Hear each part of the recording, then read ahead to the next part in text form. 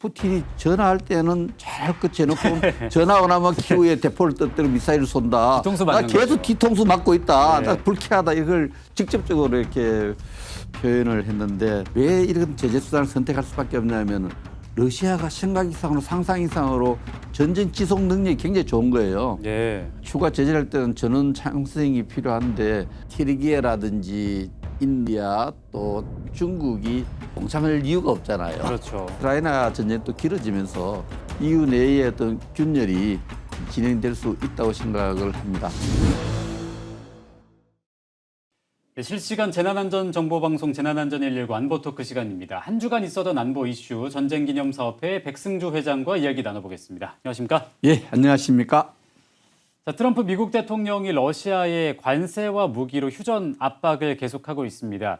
러시아는 여기에 아랑곳하지 않고 우크라이나에 폭격을 퍼붓고 있는데요. 관련 뉴스부터 먼저 보시겠습니다. 폭격 맞은 건물에 불을 끄던 소방관들이 드론 소리에 황급히 몸을 숨깁니다.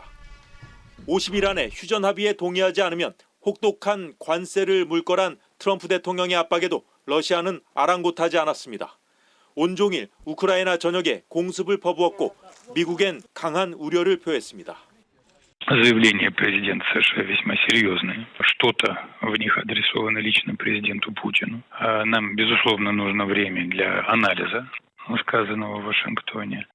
필요하다고 판단되면 푸틴 대통령이 직접 입장을 밝힐 거라고도 했는데 푸틴의 최측근인 메드베데프 러시아 국가안보회의 부의장은 트럼프의 최후 통첩에 러시아는 신경 쓰지 않았다며 날선 반응도 보였습니다. 미국이 장거리 무기를 제공한다면 모스크바와 상트페테르부르크까지 공격할 수 있다는 젤렌스키 대통령의 발언이 보도되자 트럼프 대통령은 젤렌스키 우크라이나 대통령을 향해 모스크바를 겨냥해선 안 된다고 잘라 말했습니다. No, he shouldn't target Moscow. No, I'm on nobody's side. Humanity's side. I want to stop the killing of thousands of people a week.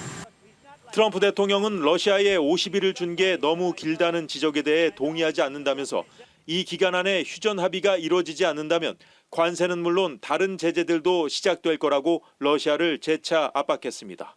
푸틴을 향해 실망했다며 지켜보겠다고도 덧붙였습니다. 베를린에서 KBS 뉴스 송영석입니다.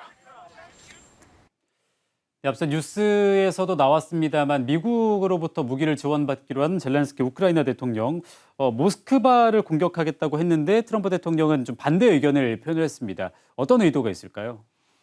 예, 트럼프는 진정으로 러시아 우크라이나 전쟁이 빨리 종결되기를 종전되기를 바라는 건 있는 것 같아요. 그래서 예. 종전의 조건을 만드는 데 있어서 우크라이나가 모스크바나 생페테르부르크 제2도시를 공격하는 것은 확전할 수 있는 모멘텀이 될 수 있기 때문에 그걸 막고 싶은 거고 또 지금 푸틴이 계속해서 트럼프의 뒤통수를 치면서 평화 협정에 나서서 종전에 좀 이룰 것 같이 하면서 안 이루고 있으니까 우크라이나가 무기를 제공하겠다. 그 우크라이나가 러시아 사원들 돕겠다. 이런 입장을 표명해서 어떻게 보면 우크라이나 젤렌스키 정부와 러시아 푸틴 정부에 대해서 조금 내가 시킨 대로 안 하면은 할래. 내 시킨 대로 할래. 아니면 그에 따른 대가를 치를래. 어떻게 보면 19세기 군함외교가 있거든요. 예. 대포 맞을래. 내 말 들을래 하는 군함외교가 있었는데 트럼프식 군함외교라 봐요. 러시아와 러시아에는 제재라는 수단을 갖고 우크라이나는 군사 지원에 대한 갖고 종전을 종용하고 있는 그런 모습이고 50일 안에 종전을 요구한 것은 좀 50일 왜 50일이냐에 대해서 논란이 좀 일고 있죠. 예. 예. 그 부분은 좀 호사가들은 이렇게 이야기를 할 수 있겠어요. 한 50일 지나면 노벨 평화상이 거의 결정돼요. 그때쯤 되면은 노벨 평화상 결정 전에 좀 돼야 된다 이렇게 평가할 수 있지만 그러나 제재의 효과가 나타나고 또 러시아의 푸틴 대통령이 좀 자존심 살리면서 응하는 어떤 시간도 주면서 50일 안에 좀 전쟁이 종식되기를 바라는 이런 메시지를 전하는데 어쨌든 미국이 갖고 있는 모든 수단을 동원해서 종전의 조건을 만들어가고 있는 과정에 대해서 볼 수 있습니다. 트럼프 미국 대통령이 모든 인류의 편이다라고 얘기했습니다만 어쨌든 외교적인 목적이 좀 포함된 그런 전략이 아닐까 싶은데요. 특히 우크라이나 공습 하루 전날에 트럼프 대통령이 러시아에 최후 통첩과 같은 경고 메시지를 보냈습니다. 관련 뉴스부터 확인해 보겠습니다. 러시아 푸틴 대통령의 최근 불만을 드러내온 트럼프 미국 대통령이 칼을 빼들었습니다. 러시아가 50일 이내에 휴전에 합의하지 않으면 혹독한 관세 100%를 물리겠다고 경고했습니다. 러시아와 거래하는 나라에도 똑같이 100% 관세를 부과하겠다고 했습니다. 러시아의 원유와 천연가스 수출을 막아 돈줄을 말려보겠다는 의도입니다. I use trade for a lot of things, but it's great for settling wars. 푸틴 러시아 대통령과의 협상이 번번이 실패하자 트럼프 대통령의 친러 외교 노선이 급선회한 걸로 평가됩니다. And I always hang up and say, well, that was a nice phone call. And then missiles are launched into Kiev or some other city. 트럼프 대통령은 우크라이나에 패트리엇 방공만뿐 아니라 대규모 공격 무기까지 보내기로 했습니다. 다만 나토가 미국산 무기를 구입해 우크라이나에 제공하는 방식인데 트럼프로선 무기도 팔고 전쟁에 직접 개입하지 않는 방침은 고수하는 셈입니다. 하지만 이번 조치가 러시아의 압박이 될지는 미지수입니다. 미국과 러시아 간 무역이 거의 중단된 상태라 관세는 위협이 되지 못하고 러시아산 에너지 수출이 막히면 국제 유가가 오르고 미국 내 물가도 상승합니다. 50일이라는 유예 기간도 러시아가 작전을 펼칠 충분한 시간입니다. 워싱턴에서 KBS 뉴스 김지숙입니다. 이게 참 전쟁이라는 게 모든 나라의 이해관계가 좀 묶여 있다는 생각이 드는데 그런 점에서 50일이라는 시한이 참 좀 새롭게 느껴지기도 하거든요. 그죠. 지금 트럼프 대통령의 워딩이 재미있어요. 예.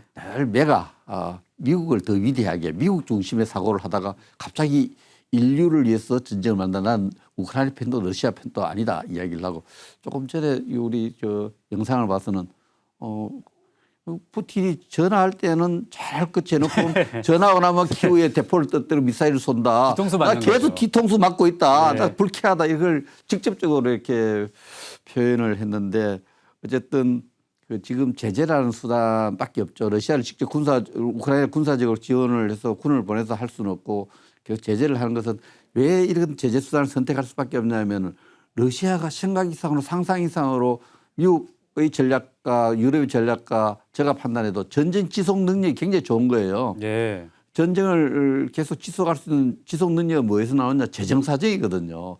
러시아가 지금 이렇게 EU와 미국이 제재를 하면은 그 경제 재정이 고갈돼서 채권을 발행하고 채권 발행하다 안 되면 전쟁을 못하는 그런 상황이 돼야 되는데 돈이 계속 여유가 있어 보이거든요. 그것이 뭐냐? 인도, 중국, 튀르기예 등 다른 국가들이 러시아의 원유와 가스를 계속 수입하고 있기 때문이다. 그래서 이제 트럼프 카드를 끄잡아낸 것이 그 러시아에 대한 경제 제재만으로 안 되니까 러시아와 거래하는 국가들도 100% 관세를 매기겠다.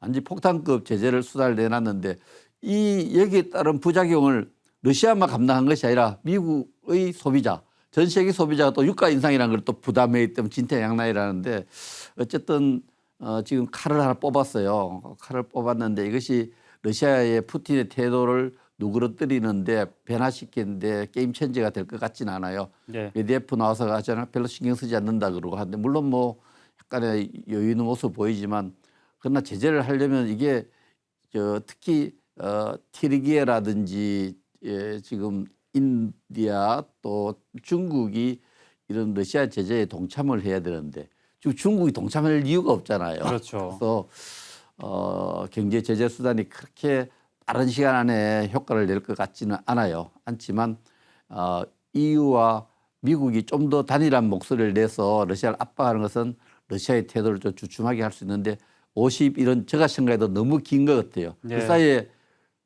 그 사이에 우리 우크라이나가 버틸 수 있을지 걱정되는 부분도 있거든요. 그래서 오늘 뭐 패트리어트 보내고 이런 것도 타이밍을 좀 잃었던 조치 같긴 한데 어쨌든 지금 미국 의회의 분위기가 상원 분위기가 러시아보다는 우크라이나를 돕는 분위기로 가고 트럼프도 거기에 같이 힘을 보태기 때문에 푸틴이 어쨌든 이 미국의 움직임에 대해서 뭐 또 뒤통수 치든가 맞짱을 뜨든가 네. 이런 선택의 시간이 한 50일 정도 주어진 것 같습니다. 어쨌든 무역, 그 관세를 통해서 좀 트럼프 대통령이 자신의 의도를 이렇게 끌고 가고자 하고 있는데 상황이 여의치가 않습니다. 아까 말씀하셨던 것처럼 무기 지원하는 거에 대해서도 좀 논란이 일고 있는데요. 말씀하셨던 게 패트리엇 미사일이었습니다.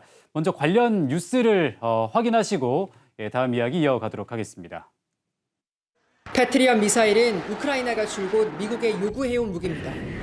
패트리엇 최대 17기 등 미국산 무기를 우크라이나에 제공하되 그 비용을 나토 회원국이 낼 거라는 트럼프 대통령의 발표를 유럽연합이 공개 반박했습니다.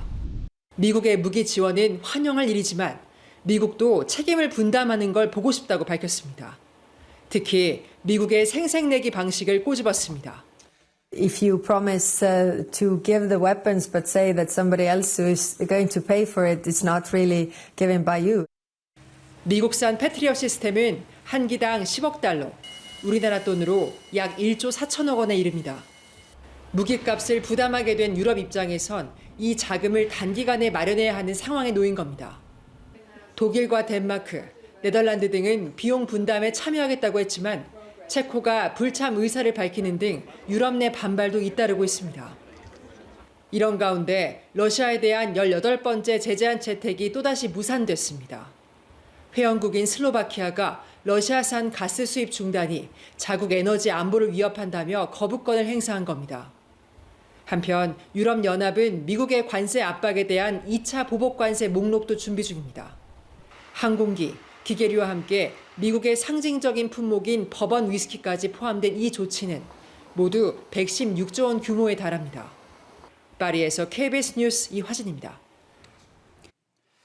네, 전쟁에 무기를 지원하는 건 역시 경제적인 부담이 좀 따릅니다. 패트리엇 미사일 한 기가 1억 달러, 우리 돈으로 이제 1조 4천억 원이나 된다고 하는데요. 어떤 무기인가요? 10억 달러. 10억 달러, 예. 사실되는데 패트리엇은 철저히 이제 공격용 무기가 아니고 방어용 무기예요. 그 날아오는 미사일을 중간에 요격하는데 40km 고도에서 이게 90년 초에 미국 이라크 전쟁의 첫 선보여서 80% 요격률을 보여서 완전히 엄청나게 그 당시 전쟁의 게임 체인저가 된 거죠. 예. 그래서 이 무기가 사실 우크라이나 절실히 필요한 것은 러시아의 중거리 또 단거리 미사일을 중간에 요격 인터셉트해서 파괴를 해야 우크라이나 안전이 보장되고 또 러시아의 전쟁 의지가 조금 수그러드는데 이건 계속 달라 했는데 안 줬거든요. 근데 문제는 이제 미국이 주기로 결심해서 주겠다 했는데 그 한 기에 우리 같으면 1조 3천억이어 되는 10억 달러 정도 되는 걸 17기를 주는데 돈은 트럼프 그 이야기를 굳이 안 밝혀도 될 것 같은데 예. 미국 시민에 대한 자기 정치적인 어떤 국내 정치적 상황을 고려해서 내가 미사일 패트리엇을 주는데 그 돈은 EU가 된다. EU가 완전히 좀 그냥 있을 수 없죠. 그렇죠. 좀 너무 우리가 돈을 대는데 생색은 내고 재정 부담 또 미국도 해야 되지 않느냐. 근데 우크라이나도 답답한 게 EU가 재정을 지원을 한다 그러면은 또 재정에 도움이 되는 게 아니고 그건 무기가 우리가 미국으로 들어가는 거예요. 그래서 우크라이나 재정 거기에 또 사용할 수 있는 그 재량 범위도 좀 축소되고 있는데 이런 부분들이 지금 각 국가의 사정에 따라서 좀 돼 있는데 특히 EU 국가들이 지금 27개 회원국이 각국의 재정 사정이 다 다르고 에너지 사정이 다 다르니까 예.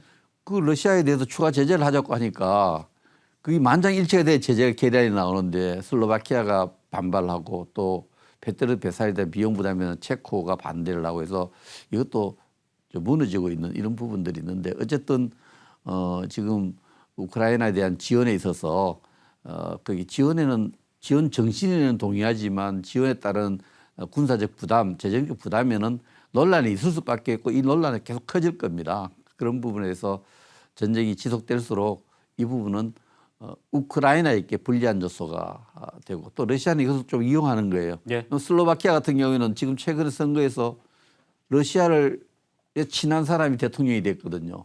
이 사람이 뭐 가스 에너지의 그 안전을 위해서 우리는 불참하겠다. 그러니까 EU의 어떤 기능을 마비시키고 있는 이런 부분이 있어서 시간이 갈수록 우크라이나에게 불리한 상황이고 러시아 푸틴이 이것을 잘 알기 때문에 EU가 분열되고 이런 부분들 미국과 갈등이 이런 부분을 파고들어서 우크라이나 항복을 받으려는 이러한 전략적 엔드스테이트 전쟁의 목표를 두고 있잖아요. 이런 의심을 지금 받고 있습니다. 사실 뭐 무기 지원이 이번이 처음도 아니고 그동안 미국과 유럽연합이 함께 무기를 지원을 해왔었는데 지금 비용에 대한 이슈가 좀 떠오르고 있습니다. 그 전에는 어떻게 분담이 됐었나요? 그전에도 비슷한 패턴이었죠. 아. 그래서 미국은 무기를 제공하고 재정은 EU가 부담하고 사용은 우크라이나 군대가 하고 이런 시스템이었죠. 결국 미국은 생색을 내고 경제적으로 좀 이득을 볼 수 있는 구조가 우크라이나는 이제 그게 재정을 우리가 좀 써야 되겠다.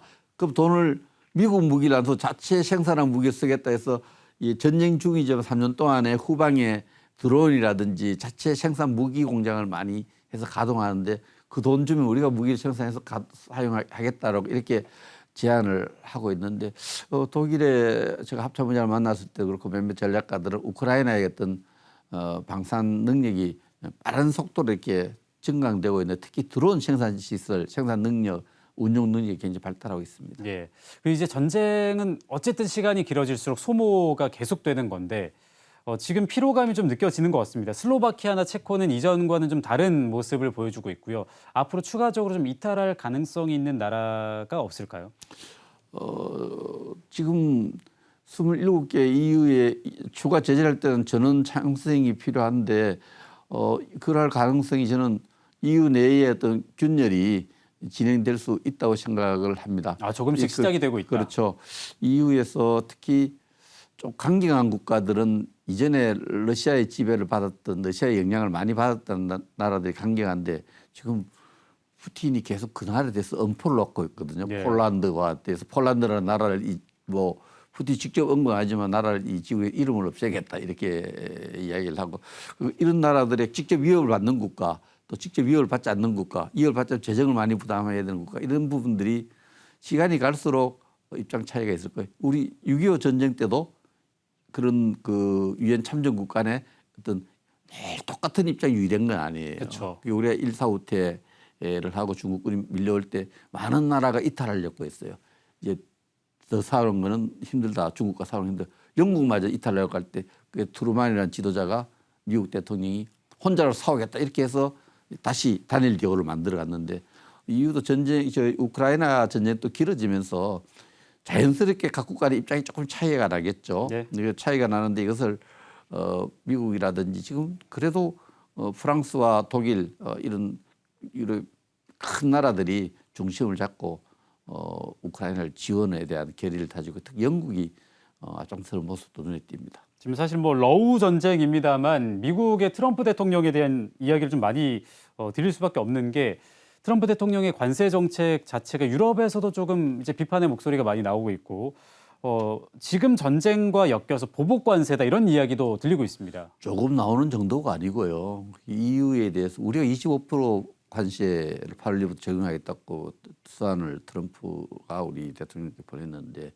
EU에는 무려 30%를 관세를 내겠다. 엄청난 수치네요.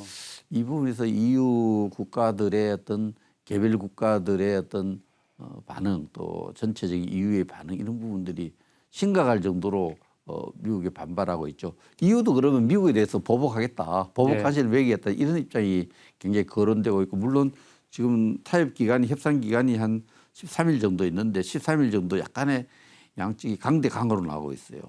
미국이 30% 관세를 매기겠다니까 EU 안에서 강대국들이 이 보복 관세를 검토를 하고 이런 부분들이 느끼지는데 제가 최근에 전쟁 기념 사업회를 EU에 이제 대외 협력청이라는 기구가 있어요. 우리 외교부라든지 이런 거 있듯이 거기에 차관보 중앙아시아나 우크라이나 쪽에 담당하는 차관보가 저를 찾아와서 지금 이런 상황에 대해 어떻게 생각하냐, 타립 관세 문제 이런 문제 생각하냐.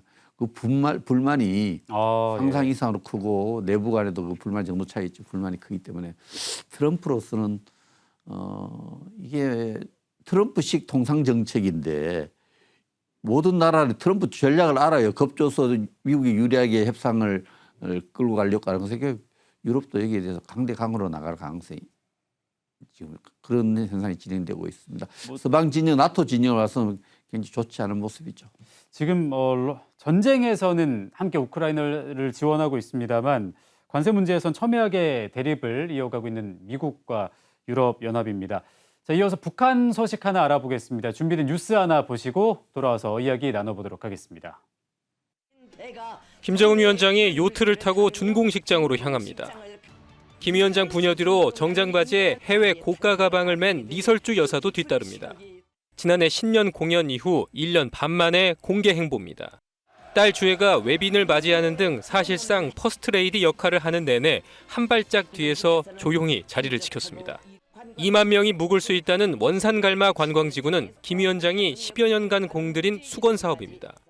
완공이 계속 미뤄지다 1년 전부터 사업에 속도가 붙었는데 러시아 파병 대가로 받은 물자가 도움이 됐을 거란 분석이 나옵니다. 대북 제재 대상이 아닌 관광으로 본격 외화벌이에 나설 거로 보이는데 타스통신은 첫 러시아 관광단이 다음 달 초 출발한다고 보도했습니다. 트럼프 대통령이 올해 초 북한의 콘도 역량을 언급한 만큼 북미 대화의 실마리가 될 수 있다는 전망도 있습니다. 원산 갈마를 포함해서 트럼프는 북한이 핵을 포기할 경우에 그 상응 조치로 북한의 개발이 되고 북한의 경제에 도움이 될 것이다라는 주장을 계속할 가능성은 높죠. 한편 남측 관광객 유치 가능성과 관련해 통일부 당국자는 과거 금강산 관광을 통해 남측이 대체 불가한 고객이란 건 북한도 잘 알 거라면서도 북한이 적대적 두 국가를 내세운 만큼 예단하기 어렵다고 말했습니다. KBS 뉴스 장혁진입니다. 이제 원산 갈마 관광지구가 10년 가까운 공사를 마치고 공개가 됐습니다. 트럼프 대통령도 언급을 꾸준히 하고 있는 지역인 만큼 북미 대화의 실마리가 풀리지 않을까 이런 기대를 안고 계신 분들도 좀 있는 것 같아요. 금강산 원산 갈마지구 안 가보셨죠? 예. 저는 여러 차례 가봤습니다. 어떻던가요? 오늘 사진을 보니까 예. 또 다른 모습인데 갈마지구 관광은 갈마 지역에 있는 휴양시설은 관광시설 이런 것이 빈곤해서 관광객이 없는 것이 아니에요. 저거는 북의 대외 관광 정책에 문제가 있기 때문에 손님이 없거든요. 예. 만약에 저기 제대로 관광이 저 갈마 지역에 관광이 되면은 인프라의 문제가 아니고 정책이 바뀌면은 대한민국 또 일본 또 인접국가의 관광객이 충분히 늘 수 있는 어떤 그 관광 자원이 충분한 데죠. 최근에 금강산이 또 뭐 유네스코에 등재도 되었는데 정말 뛰어난 관광 자원을 갖고 있는데요. 저는 북한과 미국이 이 금강산 갈마 지역의 관광 인프라 지원 또 관광 이런 문제로도 대화가 될 수 있는 여지는 있다고 봐요. 트럼프와 김정은이 대화할 때 뭐 트윗 하나 날려서 일본에서 에이펙 하다가 달려와서 또 만난 적도 있고 그래서 그런 여지가 있는데 제가 볼 때는 지금 조심스럽게 그 이란에 대한 미국의 그 미드나이트 해머 공격 이후에 북한이 내는 메시지를 보면요, 제가 좀 꼼꼼하게 보면은 트럼프 대통령 직접 비난하지 않아요. 정책을 직접 비난하지 않고 그 직후에 그 작전하고 나서 트럼프가 내는 메시지를 내놓으면 김정은하고 대화할 수 있다 이렇게 백악관에서 기자들하고 문답을 주고받는 것도 봤는데 뭔가 트럼프는 북한과 대화할 준비를 해가고 있다는 그런 느낌을 갖고 있고 안 해가는 게 이상하죠. 저 임기가 이제 한 시작된 지도 한 6개월여 지났고 중동과 EU 문제, 저 우크라이나 문제를 하고 있는데 뭐 중동에 좀 성과를 냈죠. 우크라이나는 50일 날 성과를 냈는데 그 다음 단계에서는 동북아에서 뭔가 자기의 어떤 전략, 대외 정책의 그림을 보여줘야 되는데 그 그림이 가장 상징적인 것은 뭐 시진핑도 있지만은 트럼프로서는 김정은과의 어떤 협상과 또 여러 가지 김정은을 다루는 모습, 북한 핵 문제를 다루는 모습을 보여줄 가능성이 있습니다. 이 문제는 본인이 희망하고 있는 노벨 평화상하고도 바로 직접 연결돼 있었다고 인식할 수 있고 또 순서적으로 보면 동아시아 문제, 그렇게 동아시아 문제 해결을 위해서는 우방국가의 대화, 우리와의 정상회담도 제일 먼저 다루어져야 되겠지만 김정은과 트럼프와의 어떤 그런 물밑 접촉 또 대화가 진행될 수 있다. 내일 발표된다 해도 놀랄 일은 아니다. 트럼프 스타일을 보면 뭐 예상하지 않은 일을 많이 하잖아요. 그래서 내일 새벽에라도